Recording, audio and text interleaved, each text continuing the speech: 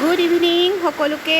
বাৰিষাৰ প্ৰথম জাক বৰষুণ মই কেমেৰাত ধৰি ৰাখিছিলোঁ। আহকচোন চাওঁ, কি যে ভাল লগা নহয়নে। বৰষুণটো বেয়া পোৱা চাগে নাই, সকলোৱে ভাল পায় বৰষুণ ন। তো আহক চাওঁ বৰষুণ যাক।